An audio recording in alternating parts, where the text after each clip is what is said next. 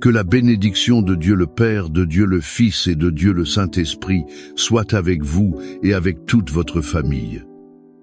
Qu'en ce moment précis, un manteau de paix céleste descende sur votre foyer, couvrant chacun de vos êtres chers. Et que le sceau de la protection divine soit marqué sur votre porte, votre vie et votre cœur.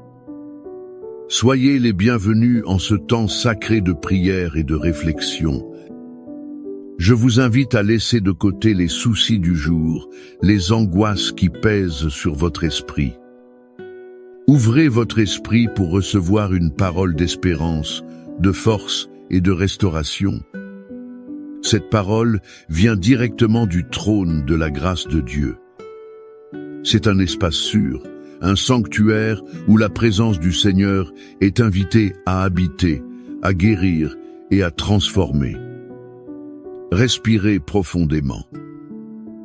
Sentez la paix qui dépasse toute compréhension commencer à inonder votre être.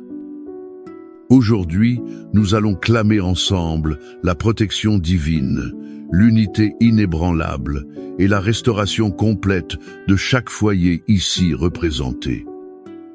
Père bien-aimé, au nom puissant de ton Fils Jésus-Christ, nous nous unissons comme un seul corps, une seule voix. Nous le faisons pour entrer en bataille spirituelle pour nos familles.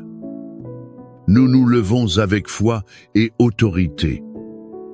Nous déclarons qu'aucune arme forgée contre nos maisons ne prospérera. Nous proclamons que le pouvoir qui est dans le nom de Jésus est infiniment plus grand que tout pouvoir des ténèbres.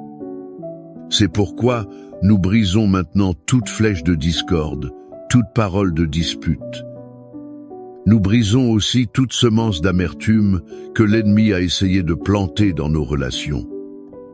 Nous défaisons tout esprit de rébellion et de désaccord qui tente d'éloigner parents et enfants. Nous annulons toute malédiction de divorce, de dépendance, de misère et de maladie. Cette malédiction pourrait avoir été transmise à travers les générations. Nous ordonnons à l'esprit de division et de confusion de lâcher nos familles maintenant, au nom de Jésus. Nous couvrons chaque conjoint, chaque fils, chaque fille, chaque parent du sang précieux de l'agneau. Nous déclarons que nos enfants sont l'héritage du Seigneur et qu'ils sont gardés dans le refuge du Très-Haut. Ils ne seront pas la proie de l'ennemi. Leurs esprits sont protégés, leurs cœurs sont gardés en Christ. Leurs chemins sont guidés par le Saint-Esprit. Nous déclarons la victoire du Christ sur chaque défi, sur chaque impossibilité. Et sur chaque douleur qui afflige nos familles. Notre maison est un territoire saint, gardé et scellé par le pouvoir de Dieu. Maintenant, le cœur préparé par cette déclaration de foi, je veux vous inviter à plonger avec moi. Nous plongerons dans l'une des histoires les plus émouvantes et révélatrices de toute la Bible. C'est une histoire qui révèle le cœur de Dieu lui-même comme notre Père. C'est l'histoire que Jésus a racontée, enregistrée dans Luc, chapitre 15. Elle parle d'un père qui avait 2 fils. Le fils cadet, dans un acte de rébellion et d'autosuffisance, a demandé à son père sa part de l'héritage. Imaginez la douleur de ce père. L'héritage n'était divisé qu'après la mort. Cette demande équivalait donc à dire « Père, pour moi, tu es déjà mort. Je veux ce qui m'appartient de droit pour vivre ma vie loin de toi. » Et le père, dans un acte d'amour douloureux, a respecté la décision de son fils et lui a donné ce qu'il demandait. Le jeune homme partit pour une terre lointaine. Là, comme le dit la Bible, il gaspilla tout ce qu'il avait. Il a vécu de manière imprudente. Quand l'argent fut épuisé, une grande famine survint dans ce pays. Il commença à manquer de tout. Celui qui voulait être libre était maintenant esclave de la faim et de la misère. Il en vint à souhaiter manger la nourriture des porcs. quelle terrible chute! Ce fut au fond du gouffre, dans l'humiliation totale, qu'il revint à lui-même. Il se souvint de la maison de son père. Il se rappela que même les serviteurs de son père avaient du pain en abondance. Pendant ce temps, lui périssait de faim. Et il prit une décision, « Je me lèverai et j'irai vers mon père. » Il a répété un discours de repentance. Il prévoyait de demander à être traité comme un simple serviteur, car il sentait qu'il n'était plus digne d'être appelé son fils. Mais l'histoire change complètement de perspective quand nous regardons le Père. La Bible nous laisse entendre que, tous les jours, ce Père montait à l'endroit le plus élevé. Il regardait vers l'horizon, attendant. Son cœur de père n'a jamais abandonné. Il n'a pas attendu que le Fils arrive à la porte. L'Écriture dit, comme il était encore loin, son Père le vit. La vision de l'amour est aiguisée par le désir ardent. Et que fit ce Père? Il fut rempli d'une profonde compassion. Oubliant sa dignité et son âge, il courut. Il courut à la rencontre de son Fils. Il le serra dans ses bras et le couvrit de baisers. Tout cela avant même que le Fils ne puisse prononcer une seule parole de son discours répété. Le Père ne lui a pas demandé où il était. Il ne l'a pas accusé d'avoir tout dépensé. Il ne l'a pas non plus humilié. Il l'a simplement aimé. Il l'a restauré. Il a fait apporter la meilleure robe, un anneau pour le doigt, des sandales pour les pieds. Il a restauré l'identité, l'autorité et la liberté de ce Fils. Et il a fait préparer une fête, parce que, comme il l'a dit, ce mon Fils était mort, et il est revenu à la vie. Il était perdu, et il a été retrouvé. Cette histoire, mon frère et ma sœur, est le portrait du cœur de Dieu envers votre famille. Et d'elle, nous tirons de puissantes leçons.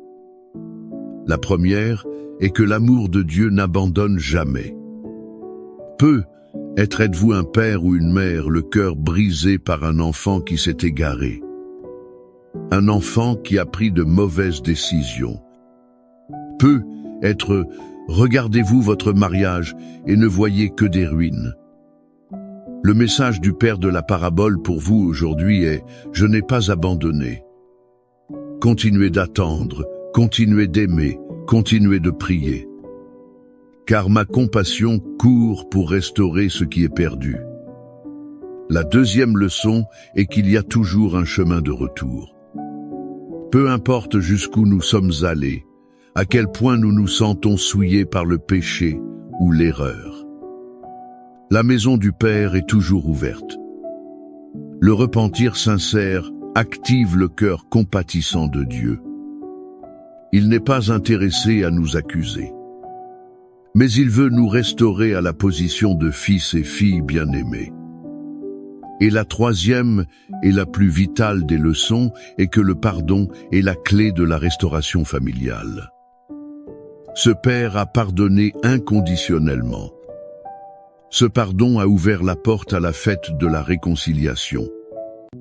Dans nos familles, combien de blessures restent ouvertes par le manque de pardon? Combien de relations sont brisées par l'orgueil qui empêche une accolade? Avons-nous agi comme le Père qui court à la rencontre? Ou comme le frère aîné de l'histoire qui fut rempli de colère et d'amertume? Incapable de pardonner et de célébrer la restauration de son frère? Que le Saint-Esprit examine notre cœur maintenant. Qu'il nous montre où nous devons libérer le pardon. Cela afin que la guérison et l'unité puissent couler. Et c'est avec cette certitude de l'amour restaurateur du Père que nous nous attachons à ses promesses de protection et de soins. Tout comme ce père de la parabole a protégé son fils avec une accolade et l'a ramené à la sécurité du foyer. Notre Père céleste nous promet une protection encore plus grande. C'est un refuge sûr contre toutes les tempêtes de la vie. Cette promesse est puissamment écrite dans le psaume 91. C'est la déclaration de foi que, sous les soins du Père, nous sommes en sécurité. Et le psaume 23 nous assure que, même dans les vallées les plus sombres, ce Père, comme un bon berger, nous guide, nous pourvoit et nous réconforte. C'est pourquoi je vous invite maintenant à fermer vos yeux, si cela est possible. Posez votre main sur votre cœur. Recevez ces paroles non pas comme une simple lecture, mais recevez-les comme une onction de protection et de paix qui est déversée sur votre famille en ce moment. Recevez la parole de Dieu. Celui qui habite sous l'abri du Très-Haut reposera à l'ombre du Tout-Puissant. Je dirai de l'Éternel: il est mon Dieu, mon refuge, ma forteresse, en lui je me confie. Car c'est lui qui te délivre du filet de l'oiseleur et de la peste pernicieuse. Il te couvrira de ses plumes. Tu te réfugieras sous ses ailes. Sa vérité sera ton bouclier et ta cuirasse. Tu ne craindras ni les terreurs de la nuit, ni la flèche qui vole de jour, ni la peste qui marche dans les ténèbres, ni la contagion qui frappe en plein midi. 1000 tomberont à ton côté et 10 000 à ta droite. Mais le mal ne t'atteindra pas.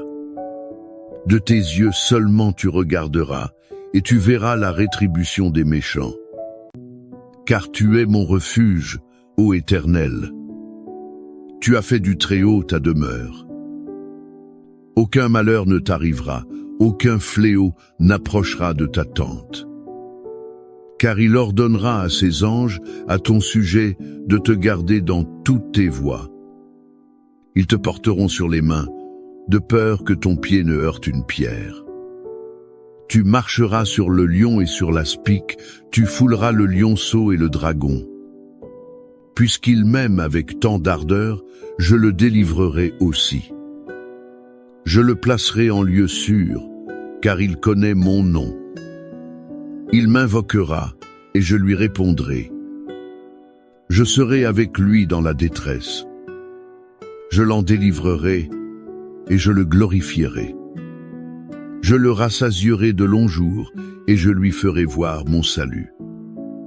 Père bien-aimé, notre refuge et notre forteresse, nous recevons cette parole en notre esprit. Basée sur l'histoire de ton amour inconditionnel et les promesses immuables de tes psaumes. Nous élevons maintenant un cri spécifique pour chaque famille qui écoute cette prière. Nous prions maintenant, Père, pour chaque fils et fille qui, comme le prodigue, s'est éloigné de la maison et s'est éloigné de tes chemins. Où qu'il soit, Père, nous te demandons que ton Saint-Esprit les visite, qu'il les convainque de pécher, et qu'il éveille en eux le mal du pays, un désir ardent de toi. Brise tout orgueil, défais toute illusion du monde, et crée en eux le désir de revenir. Et à nous, pères et mères, donne-nous un cœur comme le tien.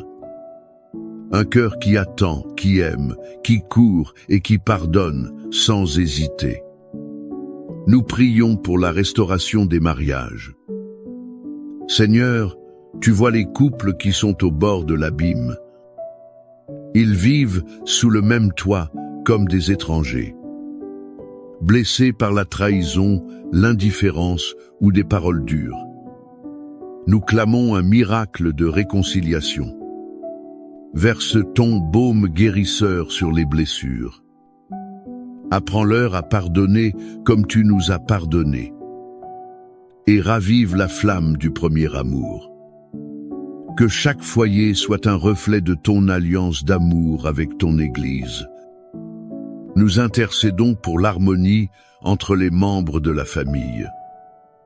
là où il y a des querelles entre frères, des ressentiments entre parents et enfants, des disputes pour l'héritage ou pour toute autre raison.